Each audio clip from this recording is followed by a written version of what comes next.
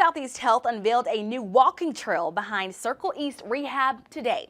This is all to take a step forward in helping treat Parkinson's disease safely in Dothan.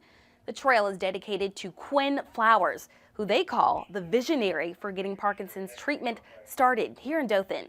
Anthony Eubanks, rehab director at Southeast Health, says Parkinson's treatment is highly specialized.